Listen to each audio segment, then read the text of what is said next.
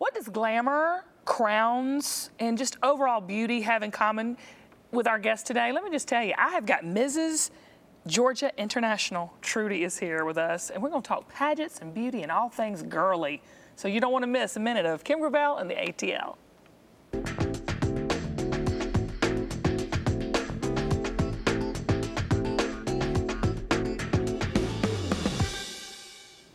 You know, back in the day, pageants was something I loved to do. I did them all the time, and it really taught me a lot as a young woman, and it benefited me. And today I've got Trudy Davies here is one of my dear friends. Hey, girl. Hey, girl. I'm so glad. I love your banner. You're Mrs. Thank Georgia you. International 2013. Correct. Heading to the finals coming up here shortly. You're going to win. We're claiming it. You're going to be you. Mrs. America. Is it America? Well, it's Mrs. International 2013. It's going to be you. Thank you. It's going to be you.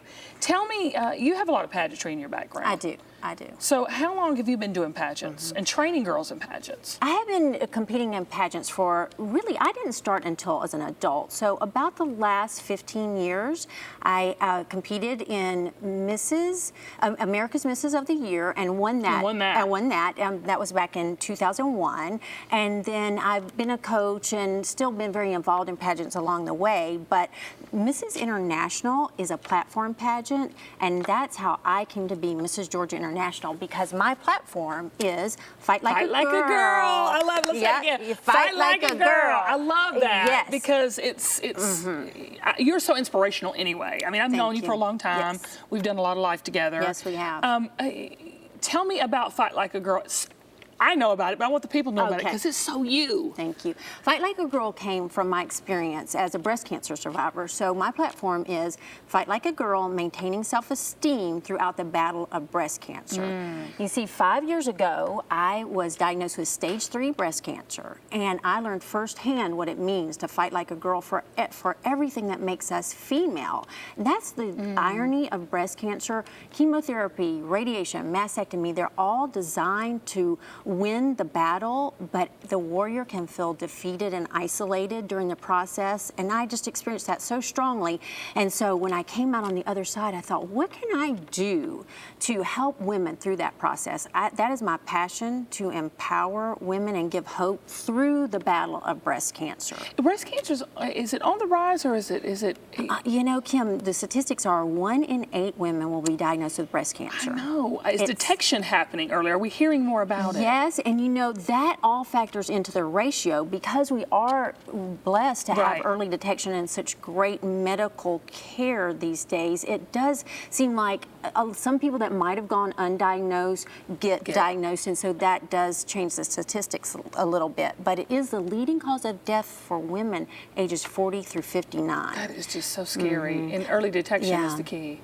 It is, and you know, and the process, going through the process of fighting it once you have been diagnosed. I mean, I always hate to say that, oh, early detection is the key, because that wasn't my case at all. I did not have early detection, so by the time I was diagnosed... What stage did you have? Stage 3, and it had spread to my lymph nodes, you know. I mean, I had an 8-centimeter tumor, and in the world of tumors, that's a really large tumor. So, you know, but I'm still here today, and I'm part of the 2.9 million survivors. So early detection is great and it is wonderful, but it's not the only way to survive.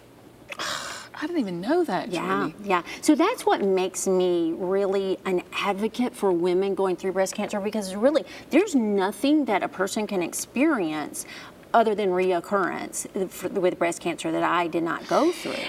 Let's talk about the femininity, the part of a woman that makes her a woman is her breast. And I just want to talk about how do you get behind that in your head, you know, that when you know that your breasts are being attacked or have to be removed, a full mastectomy or double mastectomy, as some women have to experience. How does a woman deal with that? Well, I think we have such great cultural role models, just as recently as like Angelina Jolie, Robin Roberts, but the fact is it's not just about breast cancer. When you're going through that battle, you lose your hair, your eyelashes, your fingernails. So it really is that full-blown assault on femininity. And so You have to have something deeper. You have to have, to get through that, because you do tend to lose your identity. You do feel very defeated during the process. So that's why, again, talk about the pageant and what my husband and I, we've come up with some actual physical, tangible things to give women that are going through the battle. And yeah, it's called a survival kit, and it's based off of, obviously Fight Like a Girl, but it's just, it's a little kit, and it's pink camouflage on the outside, but it talks about, like, the helmet section is positive affirmations and verses to keep your head together during the battle.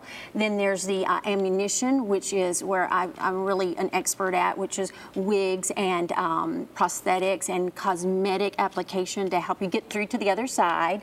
And then there is the rations, which are specific recipes and dietary plans and supplements that help you stay strong during the battle. So, and then it also comes with a little pink wristband to help you remember those things, and pull-outs to take to the doctor with you. And then the pink wristband has my contact information on it, so women contact me all the time when they're going through the process, and they, and I'm able to just encourage them, and that is my greatest joy. All this big stuff is great, great, great, and wonderful, but at the end of the day, it's that one woman that is just so frightened and needs direction, and trying to wade through all the different scenarios that sometimes can be presented to you. And I'm a nurse, so I have insider information that a layperson just would not even know what to do. But you know what, Trudy, this is why pageantry is so important, because the platform aspect of it is, so many girls go into the pageants and then build their platform and didn't even know about community service or how to serve, and they learn it through the pageant. You flipped it. Yeah, I did. You flipped it. Totally. You've got the community aspect. You've got the platform, and that's allowed you to be on this platform as Mrs. Georgia.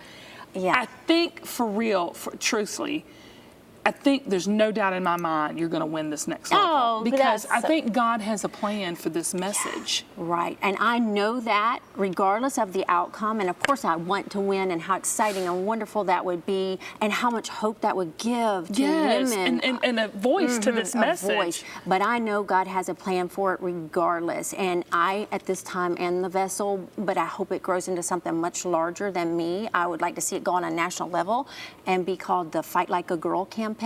And actually, I'm in contact with a CNN reporter and a former Miss America, and we are formulating a little tour to hospitals and medical organizations, and just on a national level. So it's very exciting. So I do say my platform found me, but I'm just happy to be a vessel of hope. And again, it's really about that everyday woman going through this battle. Well, can we just do this and shift gears a little bit and talk about the fun girl stuff? Yes, and it is What does your gown look like, girl? Oh my goodness! Because see, this is what women. I wish you had brought your crown. We could have put it right here.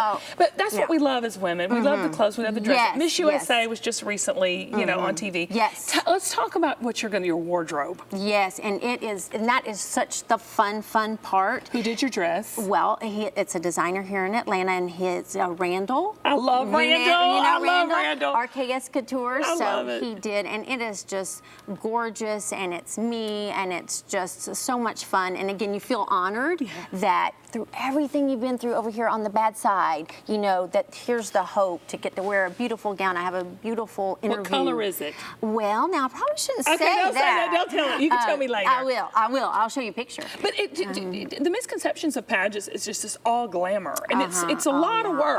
Can you speak to that? Yes, Kim, and you're right. I mean, I'm glad, to talk about the lighthearted side of it and what is fun about it, but it is work. It's work, girl. And it's not for the faint at heart. No. And as you well know, as a former Miss Georgia, and that's this week. Miss Georgia is this week, Saturday. I've already talked to him twice on the phone. Okay, great. Well, so it's a lot of work, but what it does is it forces you to dig deeper, and it forces you to be involved in something bigger than yourself. So that's what I love about it. And of course, the glamour aspect is wonderful, and just being your personal best has always been something that's important to me. Why do you think pageants get a bad rap? Well, because I guess it's like we could attribute it to the same thing as like athletic football men. I mean, there is a certain criteria of like for football, to be strong, to be tall, to be whatever. So in pageantry, I mean, there is a criteria, I guess, of some physical attributes that I think just make a lot of people feel insecure about themselves. Okay, yes. And you know, and I just don't think that you have to think that only the beautiful, just like in football, Rudy is a great example. It's not only the strong, it's really how determined you are. And if that's what your purpose in life, you know, if that somehow intersects with your purpose in life, I would say go for it and don't hold yourself back based on some silly set of what a person may think should be. And pageantry was a launching pad for me to be even sitting here today, to doing what I love to do, is talking and hearing people's stories. Exactly, Kim. And that's what I think pageantry is, such a great vehicle to help people find avenues for the thing they're passionate about, whether for you, interview talk show host, a platform, just whatever. It is just, I could say it's the Super Bowl, and a lot of people use this analogy. It's the Super Bowl of womanhood, where you just take everything, your fashion sense, your history, your life experiences, and whatever you're passionate about, and you just bring it and, you know, put it out there for the world to see. Now, is your husband going to be involved in the pageant? He is a cutie patootie. He is so sweet and so supportive. I would not be sitting here today on many levels if it were not for him. And so in the international pageant, the husbands walk you out onto the stage, and the husband crowns the winner. So it's very, very family oriented, very much about bringing the husbands in, and he's just been amazingly supportive. A couple final questions, Sure. Trudy. I know your heart, and I know your passion for God, and I know your purpose is to let His light shine through you. Yes. What do you hope to gain, and give from this opportunity? Exactly what's happening here today, Kim, is to give a voice to breast cancer survival. You know, breast cancer awareness is one thing, but what I'm passionate about is breast cancer survival. And that is helping that woman, that 1 in 8 woman who finds herself diagnosed with breast cancer, how to get her through it with her self-esteem intact, and actually realizing there are life lessons to learn along the way that are going to make you stronger on the other side. So that is what I would love to ultimately see come from it. You know, and of course there are winnings and lots of travel and just sort of affirmation of all the hard work behind the scenes that I put in across the board in life, and just to be able to have that voice to women. Because I feel like, real quickly, that what I tell women, it's not just about breast cancer, it's about women struggling, or men for that matter, in any area of life, you know, because there's going to be the valleys, they're going to come. But what's great is to realize there is a mountain top on top of that valley. How can people get a hold of your platform, Fight Like a Girl?